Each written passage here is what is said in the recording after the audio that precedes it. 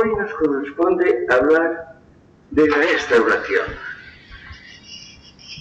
Hablar, como de costumbre, en torno a unas figuras intelectuales, literarias, principalmente, pero hay que decir unas palabras de los años correspondientes porque son bastante extraordinarios. Ustedes saben que hay un momento en la historia española que data aproximadamente de 1868. Es la gran crisis política con la cual comenzó lo que se llama a veces el sexenio. El sexenio ha sido una época particularmente inquieta y particularmente desorientada. Había una crisis política en los últimos años del reinado de Isabel II, desde el año 60 y algo, en que había habido una desorientación ya bastante considerable. Pero esto culmina en la revolución que llamaron entonces la gloriosa, que realmente no fue muy gloriosa, la que terminó con la batalla de Alcolea, en que fue derrotado el ejército que defendía a la reina Isabel II y ésta se exilió a Francia. Por cierto, hay cosas que hay que recordarlas quizá. La visión que se tiene normalmente de Isabel II era de una mujer muy madura, más bien entrada en carnes, una matrona. Sí, esto es cierto, pero conviene recordar que tenía 38 años. Es decir, era lo que ahora llamamos una muchacha. La imagen que ha quedado en la memoria de la gente, incluso la imagen de ella en su momento vivo, no era tan juvenil, pero lo era. Como saben ustedes, se proclamó un gobierno provisional. Se llegó a dudar si la monarquía iba a desaparecer o no. Y empieza en ese momento, en 68, un periodo que termina en 1876 con la restauración de la monarquía, no en Isabel II, que no volvió naturalmente, sino de su hijo Alfonso XII. Y entonces empieza propiamente lo que se llama la restauración, que fue un periodo muy distinto de los 6 años anteriores. En esta época ocurren muchas cosas. La vida es inquietísima, reverdece la guerra carlista y tiene una última fase, la guerra carlista. Hay además alteraciones políticas muy complicadas. En estos años se introducen el marxismo y el anarquismo. En España, como saben ustedes, como en toda Europa, hubo brotes importantes de marxismo, pero en España, además, en Italia también ocurre en cierto modo, de anarquismo, que ha sido enormemente influyente en España, incluso hasta la guerra civil de nuestro siglo. Pero hubo más cosas.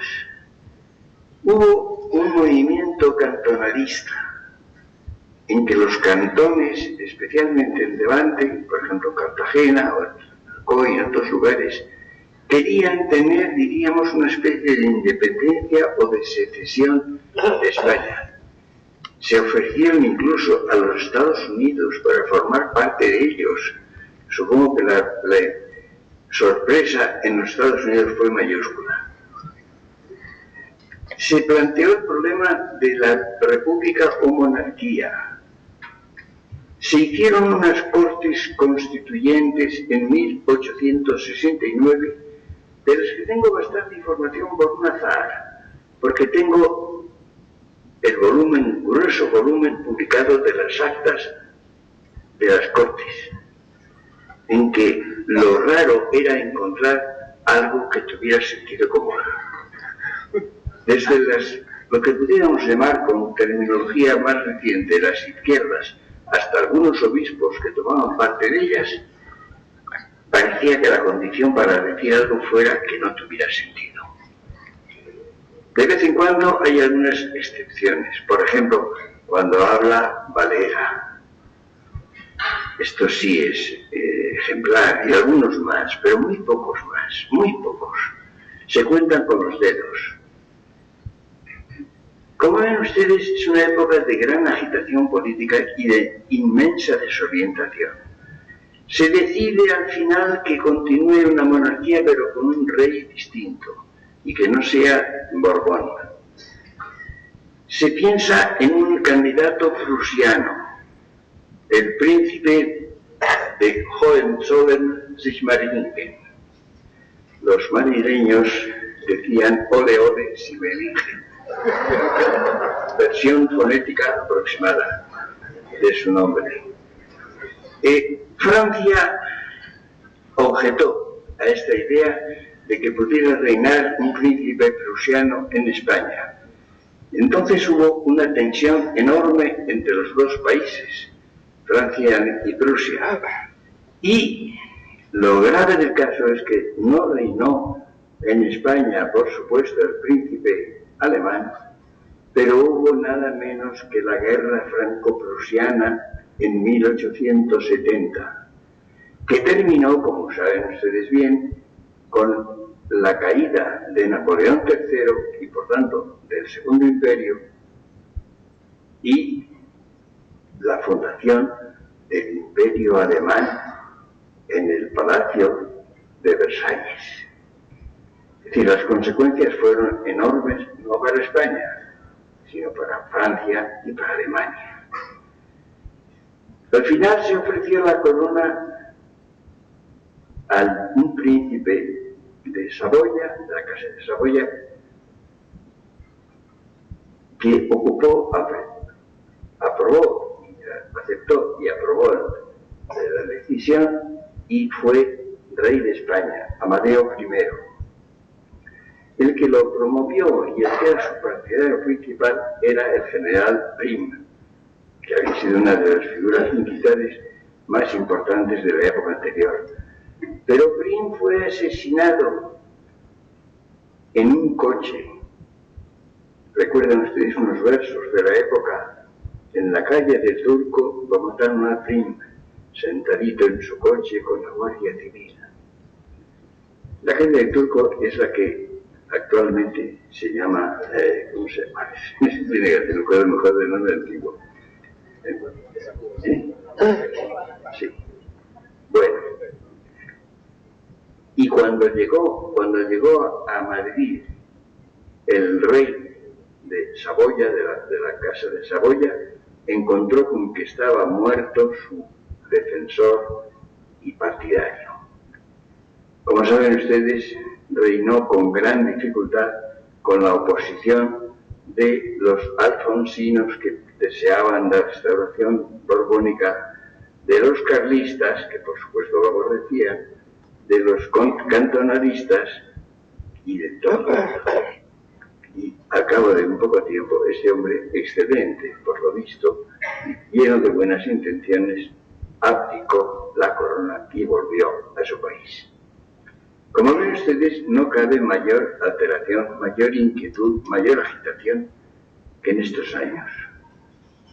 Agitación activa y agitación intelectual. Todo lo que se podía decir era absurdo realmente, casi todo lo que se decía lo era, y había muy pocas gentes que tuvieran cordura. Esta es la época que termina justamente con la restauración en 1876, con sus inconvenientes, pero con evidente ventaja, y los españoles pudieron respirar y pensar un poco y decir algunas cosas con sentido. Y la restauración fue una época de equilibrio, de cordura, con defectos y con faltas, evidentemente, pero que duró si quieren ustedes, en cierto modo, hasta fin del siglo. Concretamente, el final del siglo representa la muerte de dos de las figuras de que vamos a hablar: Castelar, Cánovas primero, Cánovas, jefe del gobierno, asesinado en 1897, y Castelar, que muere 2 años después, en 99. Después, naturalmente, la restauración continúa después de la muerte de Cánovas y se la puede considerar como vigente quizá hasta el golpe de Estado de Miguel Primo de Rivera, que recuerdo muy bien, el otro no, en 1923. Como les decía el otro día, y ocurre algo parecido, es una época de desconcierto, de desorientación, en cierto modo disparatada, hay que decirlo.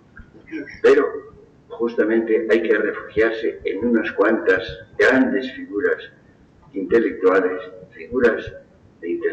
en el sentido lato de la palabra, algunas, casi todas con una vertiente política, y hoy vamos a nombrar y a tratar de hacer una breve presentación y semblanza de Castelar, Cánovas, Menéndez Pelayo y Ginés de los Ríos.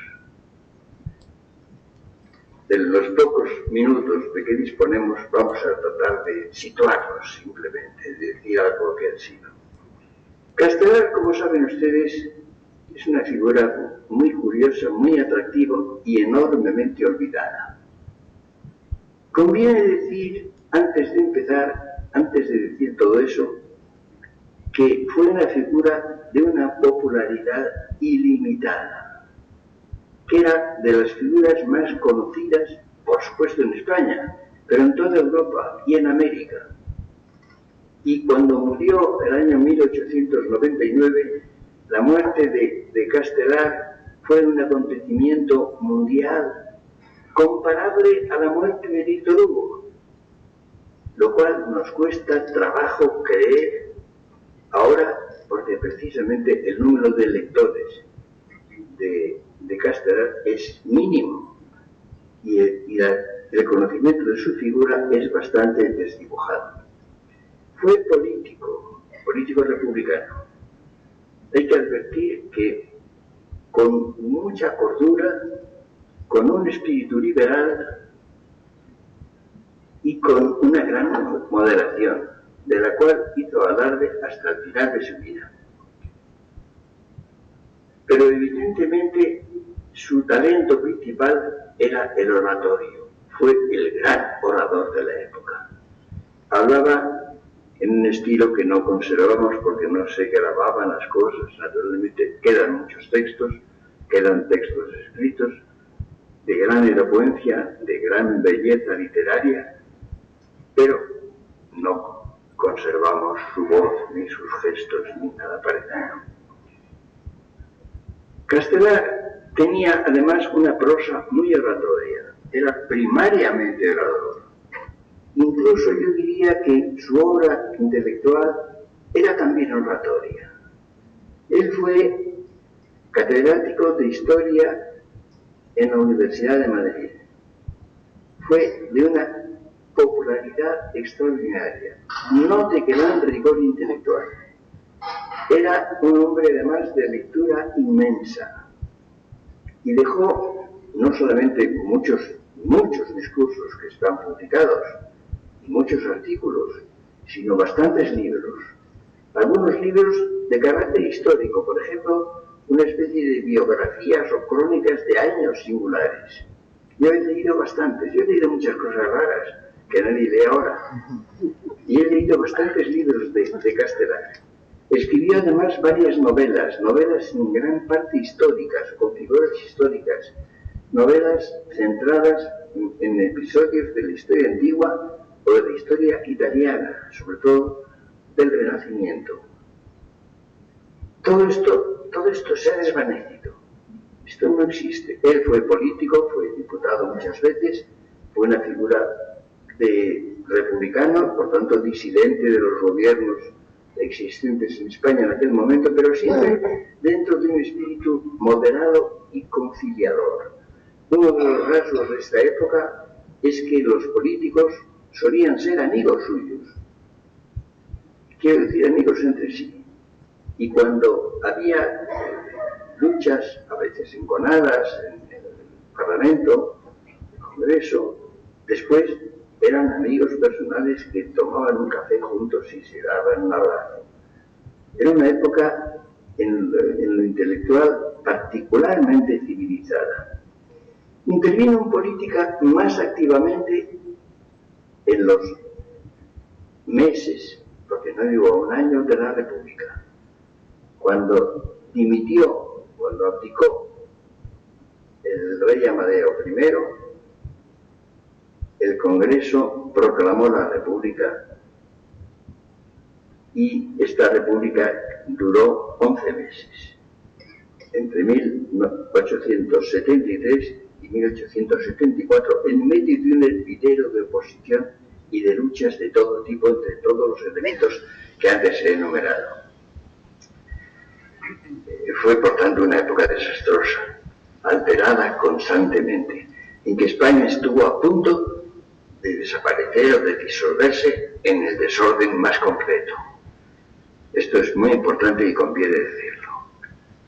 Y no conviene olvidar que duró 11 meses y tuvo 4 presidentes. No 4 presidentes de la República, porque naturalmente no hubiera sido posible convocar elecciones y hacer elecciones. Fueron 4 presidentes del Poder Ejecutivo. Hombres notables, hombres dignos, respetables.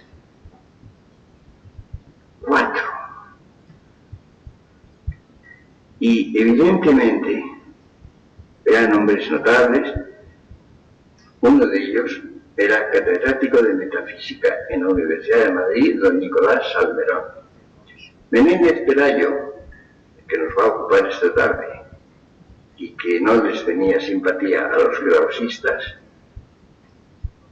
dijo: don Nicolás Salmerón, grande enemigo de la efusión de sangre, él dimitió de su cargo por no firmar una sentencia de muerte, y mucho más de la lengua castellana. Realmente escribía un estilo bastante complicado, no muy feliz.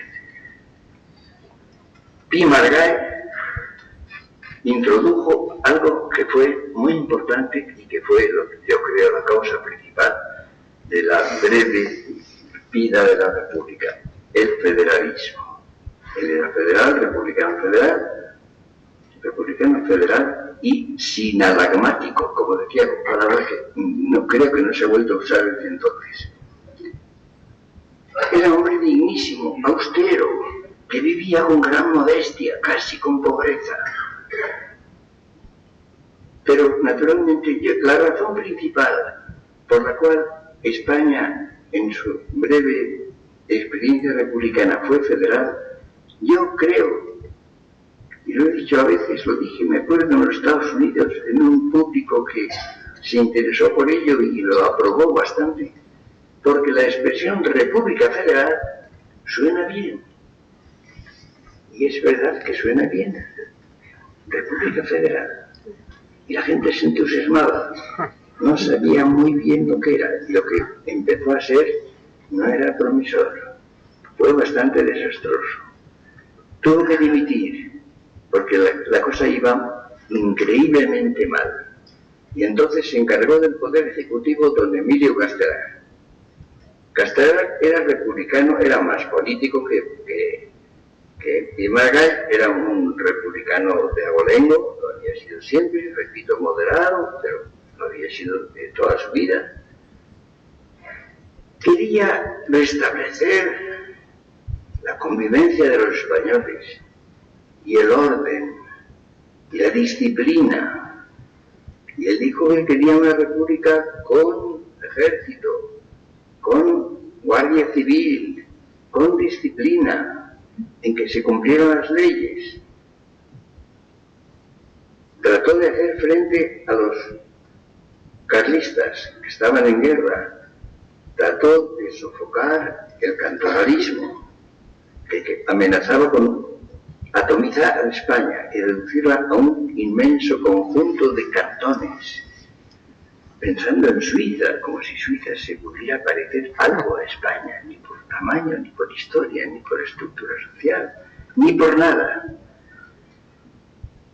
Y al final, como saben ustedes, entró en el Congreso el general Pavía, el famoso golpe de Pavía, disolvió las Cortes y desapareció la brevísima, efímera república. Y entonces se formó otra vez un gobierno provisional hasta que el año 76, como saben ustedes, hubo primero un anticipo. Cánovas fue el gran promotor de la monarquía en la persona de Alfonso XII, el hijo de Isabel II. Se anticipó con una especie de pequeño pronunciamiento Martínez Campos en Sagunto. Por esto los adversarios de la monarquía restaurada llamaban la monarquía de Sagunto. Sagunto tuvo un papel mínimo, evidentemente fue el punto de partida, y la gente entonces se adhirió en casi unánimemente, y entonces empezó el reinado de Alfonso XII, que terminó también por poco después, porque murió el año 85, el rey. Este es el esquema de la restauración que pone término al famoso sexenio, que establece orden, continuidad y un orden jurídico que ha durado hasta 1923. Como saben ustedes, se convocaron cortes, se hicieron elecciones y la Constitución de 1876, que ha sido vigente hasta el golpe de Estado de Primo de Rivera del año 1923, que dio ocasión a otros 6 años de dictadura de Primo de Rivera, dictadura bastante pacífica y bastante, pero no es el asunto de hoy. Y esto abrió el tiempo de una gran agitación nuevamente, que terminó, como saben ustedes, con la caída de Alfonso XIII, el establecimiento de la República, muy poco después la Guerra Civil y todo lo que ustedes ya conocen por experiencia propia. Las 4 figuras de que voy a hablar, ya he hablado bastante de Castelar. Castelar fue, curiosamente, una figura atractiva, simpática, era un hombre excelente, bondadoso, de mucho sentido artístico y literario, enormemente fecundo escritor, que escribió horas y horas toda su vida, y de extraño olvido después, pero fue una figura simpática, conciliadora, pacífica, que contribuyó bastante a la normalización de España.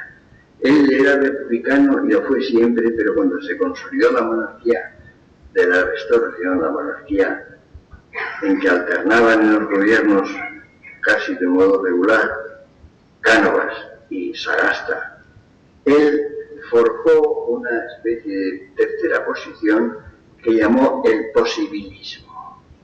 Siguió siendo republicano, siguió proclamando sus convicciones republicanas, su preferencia por la forma de gobierno republicana, pero admitía que la monarquía era una solución viable y en muchos sentidos conveniente y aceptable. Como ven ustedes, es una figura capital en su época. En la época fue, repito, por su popularidad, por la renovación literaria que hizo, de un modo muy atractivo, muy accesible, no demasiado riguroso. Intelectualmente no era una figura de gran rigor, pero muy atractiva. Y después hemos asistido a la desaparición de su memoria, porque en definitiva de Castelar apenas se sabe mucho y no se habla. Fíjense ustedes que la plaza, la importantísima plaza dedicada a su nombre, es la Cibeles.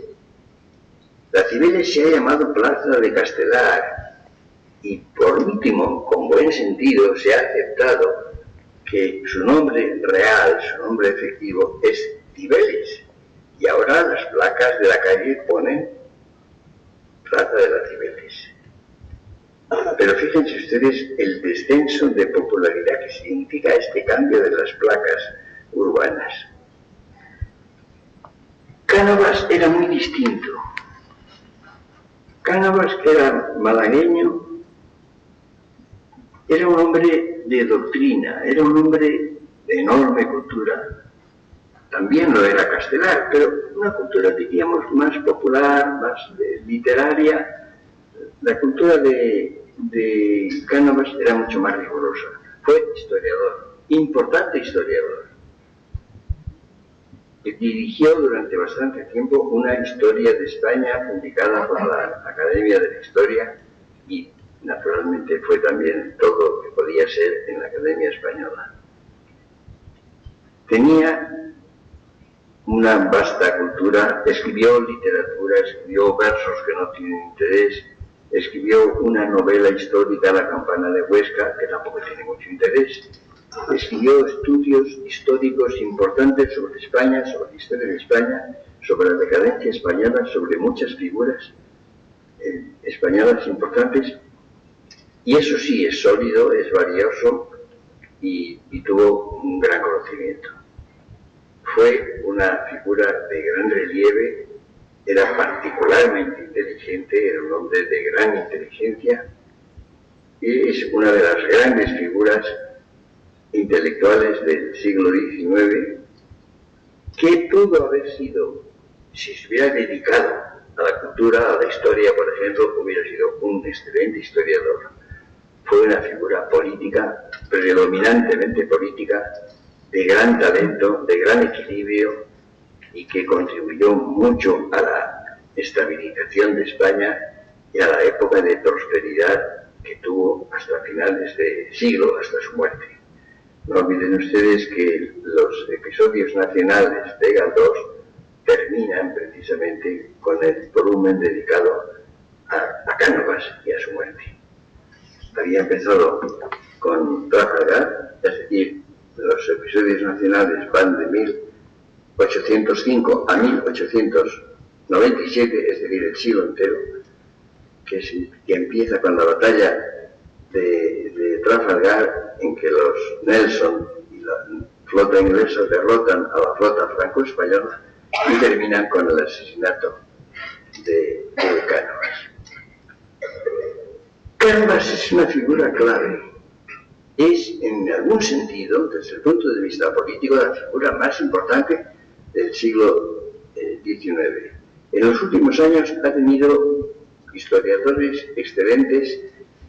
Yo creo que el que ha contribuido más a esclarecer su significación y su valor ha sido Carlos Seco Serrano, que ha tenido una dedicación enorme a toda la época y concretamente a la figura personal de Cánovas, y en definitiva es el más importante de los políticos españoles, no ya iba a decir del siglo XIX, por supuesto, pero también de los años siguientes, porque el régimen dominante en España, hasta la dictadura de Primo de Rivera, por lo menos, descansa naturalmente en la obra de Cánovas y fue, si se quiere, la erosión de la figura de Cánovas. Es interesante señalar que no hubo ninguno de los continuadores. Había gentes muy importantes, tan importantes como Romanones o Maura. Ninguno de ellos tuvo la fuerza, la autoridad, la intención política que tuvo Cánovas. Estas dos figuras de que he hablado ahora eran primariamente políticos. políticos de gran formación intelectual, de vocación además conciliadora. Es una época en la cual los políticos eran adversarios, pero no enemigos, ni mucho menos, y que había una convivencia entre ellos ejemplar y a última hora una colaboración estrecha. En el caso de Cánovas, como saben ustedes, se estableció la alternancia pacífica, el turno pacífico, es la fórmula que se empleaba, el turno pacífico de los partidos. El Partido Liberal se dirigía Sagasta y el Partido Conservador, oficialmente se llamaba Liberal Conservador, dirigido por Cánovas. Y estos partidos se turnaban, aceptaban las elecciones ligeramente amañadas, de modo que la mayoría lo solía tener el partido al que le correspondía, y esto era aceptado y se mantuvo perfectamente mientras vivió Cánovas y ya de modo más imperfecto en los continuadores. Intelectualmente, desde el punto de vista rigurosamente intelectual, la gran figura de la época es sin duda Marcelino Menéndez Pelayo. Era un hombre, era santanderino, como saben ustedes, y muy santanderino. Y tuvo mucha importancia en su vinculación a Santander. Era un hombre, desde el punto de vista de su realidad personal, absolutamente asombroso. Tuvo una precocidad extraordinaria, hasta el punto de que hubo que modificar la ley para que pudiera ser catedrático, no recuerdo si a los 20 o 21 años. Y se modificó la ley porque sus méritos eran tan absolutamente extraordinarios que se aceptó que se modificara la ley para que pudiera ser catedrático. Pero no solamente eso, no solamente precocidad, sería un error quedarse en la precocidad. Lo que ocurre es que era de una fecundidad y de una capacidad de trabajo literalmente pasmosa, lo cual ha sido, si se mira bien, una maldición para él. Porque resulta que sus libros primeros, publicados cuando tenía aproximadamente 20 años o 21 años, la historia de los heterodoxos españoles y la ciencia española, libros muy extensos, sumamente extensos, que tuvieron gran éxito y una enorme popularidad, no dejaban de ser libros precocísimos, libros de un muchacho apenas salido de las aulas. Y los dos quedaron marcados por sus orientaciones. Menéndez Pelayo era un hombre religioso profundamente católico, rigurosamente católico. Tenía además una afición a la realidad española, un amor por la realidad española y un conocimiento de ella asombroso.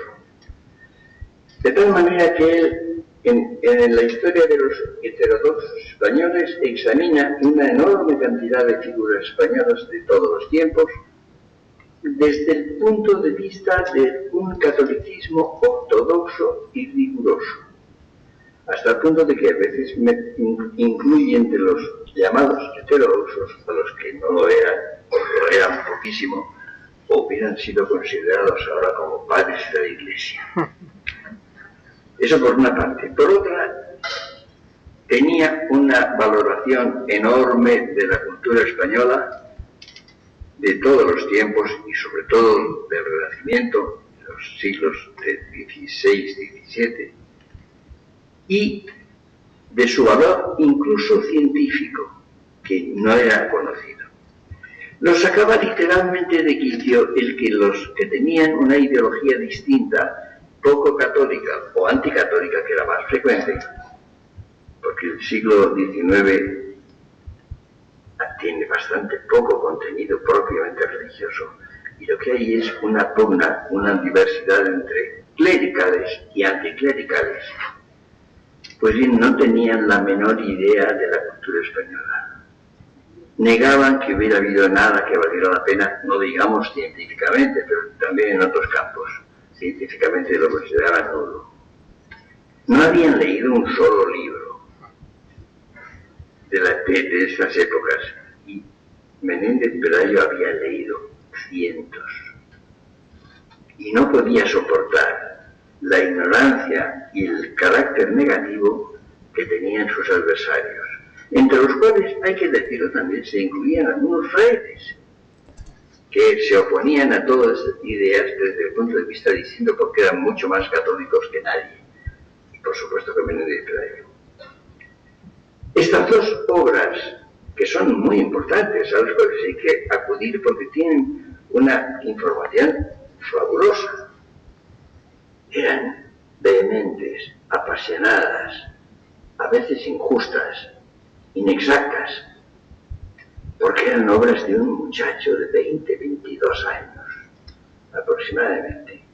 Han quedado unidas a su nombre permanentemente. Y ha habido además grandes defensores, grandes partidarios de Menéndez Pelayo, que conocían solamente estas dos obras, o más bien sus títulos. De modo que los autores de los panegidistas de Menéndez Pelayo solían desconocerlo concienzudamente y profundamente. Debo recordar que poco después de la Guerra Civil se hizo una gran edición, excelente edición, de las obras completas de Menéndez Pelayo, que costaban mucho dinero, que no estaba a mi alcance. Pero al cabo de años, bastantes años, vi unos anuncios en los cuales se ofrecían las obras completas de Menéndez Pelayo a un precio muy accesible. Y las pedí y las compré y las tengo en mi casa. Pero evidentemente se leyeron muy poco.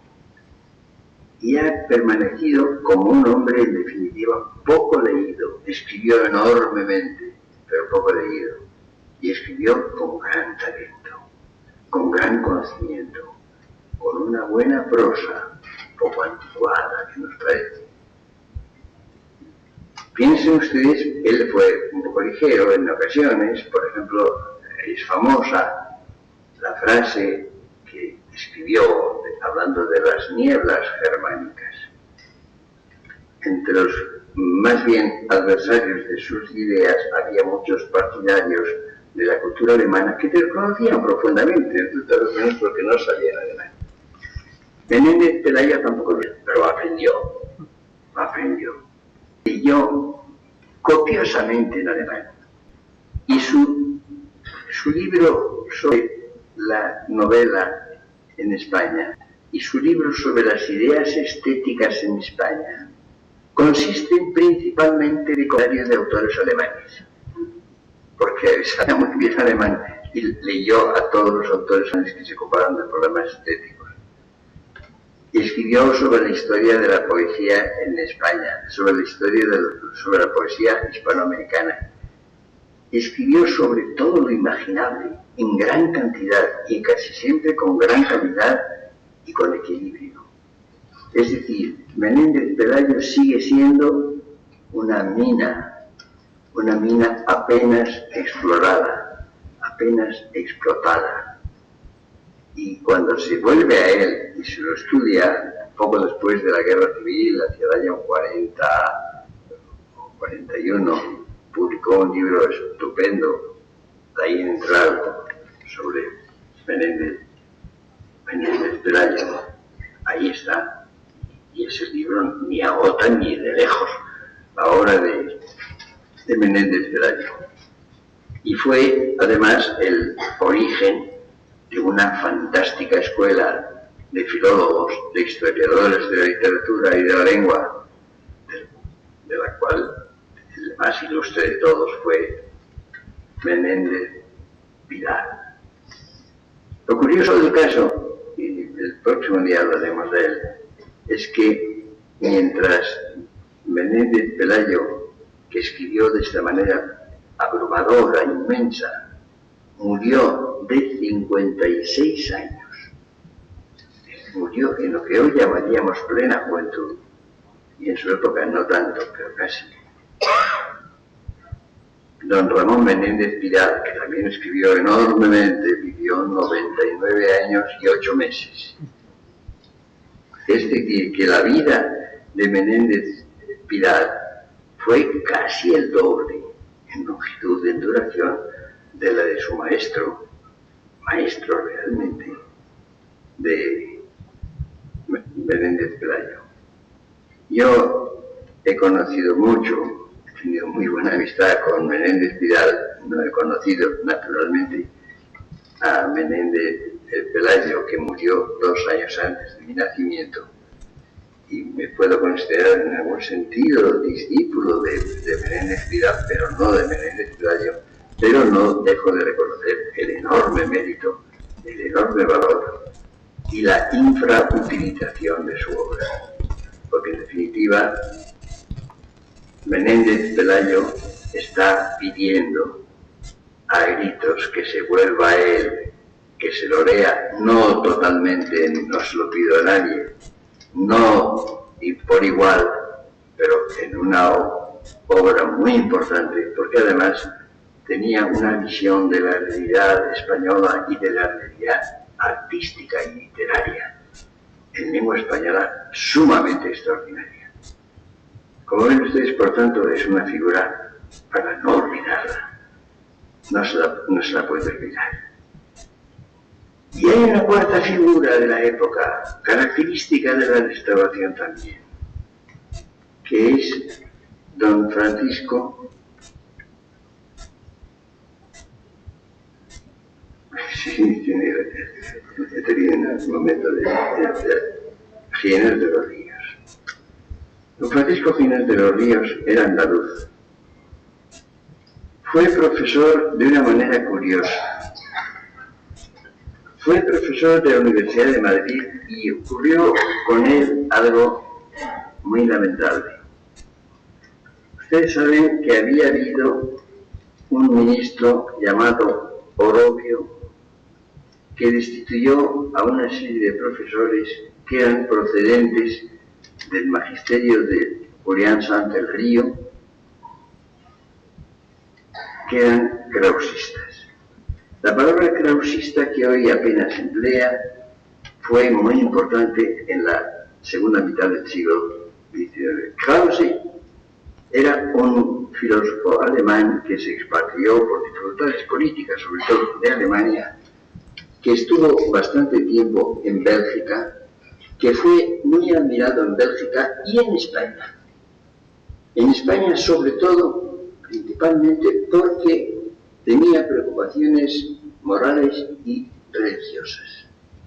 Su aspecto moral y religioso fue lo que atrajo a unos cuantos estudiosos españoles, entre ellos don Julián Sanz del Río, que era un hombre muy modesto, soriano, nacido en Torre-Arévalo, en la provincia de Soria. Yo conozco y he visto su casa, modestísima casa, en la cual nació. Sanz del Río no sabía tampoco alemán, y además, cuando conoció en traducciones francesas algunas obras de Sanz del Río, algunas obras de Krause, ya Krause había muerto. Pero aprendió alemán, se interesó enormemente, de un modo casi absorbente, y marchó a Alemania para estudiar con discípulos de Krause, no con él, que repito que había muerto. Dedicó su obra después a dar a conocer la obra de Krause. Presentó sus libros, curiosamente, no como libros originales suyos, sino como paráfrasis de los libros principales de Krause, que escribía mal. Y Sanz del Río también era muy enrevesado. Parece que era un profesor apasionante, seguido por sus discípulos y muy admirado. Pero cuando murió, dejó de ser leído, cosa que comprendo perfectamente porque sus libros no son atractivos y son enrevesados de leer. es otro caso de desaparición de una figura viva, enormemente influyente, y muerta, desaparecida. Pues bien, este ministro Orobio, movido por elementos clericales muy activos y muy combativos, destituyó a varios profesores de la universidad. Y es curioso cómo cuando se produce la restauración y la reconciliación, un error, un grave error de Cánovas fue volver a nombrar ministro de Instrucción Pública al marqués de Orobio, el cual volvió a tomar medidas hostiles para los profesores liberales y no católicos, o que parecían no católicos, y entre ellos Ginés de los Ríos, el cual, que era un espíritu bastante religioso y un hombre muy fino, muy culto y francamente interesante, aparte de una probidad y de una dignidad personal muy altas, decidió fundar la Institución Libre de Enseñanza, que en principio era un colegio, poco más que un colegio. Era una institución privada a la cual acudieron gentes varias, que ha sido enormemente influyente de San de Río. La mayor parte de las obras de Ginés de los Ríos, la mayor parte de sus obras versaban sobre problemas de enseñanza, con una preocupación de España y un conocimiento de lo español absolutamente excepcional e interesante. Con una tendencia liberal. En definitiva, los miembros y los participantes de la Institución Libre de Enseñanza tenían un rasgo de un carácter liberal. Allí estudiaron, por ejemplo, nada menos que los hermanos Machado. Lo mismo el mayor Manuel que el más joven Antonio estudiaron en la institución, y otros muchísimos, y tuvieron una influencia enorme en la renovación de la enseñanza de las instituciones españolas. El Instituto Escuela, por ejemplo, la Junta de Ampliación de Estudios, toda una serie de instituciones han tenido una huella clarísima, una huella de Ginés de los Ríos, que después fue cambiando en cierto modo. Por una parte, normalmente era algo krausista. La enseñanza de los krausistas, especialmente la influencia de San del Río, fue decisiva. Pero después fue cambiando, porque claro, la institución se funda mucho después de la muerte de San del Río, si no recuerdo mal, en 1876, fue la fecha de fundación, y entonces ya el krausismo quedaba lejos. Nunca había sido muy importante, en Alemania no tenía apenas realidad, muy poca influencia, y entonces empezó a haber influencias de otro tipo, influencias del positivismo e influencias del pensamiento inglés. En definitiva, la institución tiene más influencia del pensamiento alemán dominante en la segunda mitad del siglo, y con una influencia bastante considerable inglesa. De modo que la influencia de la institución era más bien, diríamos, didáctica, pedagógica. Se ocuparon enormemente de la comunicación con países europeos. Allí empezó la costumbre de que muchos intelectuales estudiaran en Europa, en otros países europeos, muy principalmente en Alemania. El predominio de Alemania en la cultura española era justificado por una parte porque sin duda ninguna era el país rector intelectualmente en Europa en esa época, y en segundo lugar porque había una simpatía mayor y una comunicación mayor por la influencia naturalmente del krausismo y de San del Río, aunque ya entonces no era realmente importante, no era realmente activa. En todo caso, esta época de la Restauración está dominada por estas cuatro figuras de que he hablado. Dos predominantemente políticas, las otras dos mucho más intelectuales. Como ven ustedes, no son grandes creadores literarios. De ellos he hablado en la conferencia anterior. Estos eran hombres de pensamiento, hombres dedicados a la didáctica, a la enseñanza. Menéndez Pelayo excede de estas consideraciones, tiene una relación directa con la lengua y la literatura, fue en esos campos muy creador, en cierto modo renovó los estudios de historia de la literatura en España y en América también, de la literatura americana, sobre toda la poesía, y han sido, como ven ustedes, cuatro figuras de las cuales depende en gran parte la cultura posterior. La influencia política, primero de Castelar, luego mucho más profunda y mucho más duradera de Cánovas, y la obra científica y pedagógica de Menéndez Pelayo y de Ginés de los Ríos han sido los fundamentos más sólidos y más estables, si se quiere, de la cultura del siglo XX. Por tanto, siendo figuras, importa decir las cosas, bastante olvidadas y poco leídas, porque de Menéndez Pelayo y de Giner se ha hablado interminablemente. Su influencia ha sido grande, pero su lectura no. Ninguno de los dos ha sido realmente leído a fondo. Ninguno de los dos.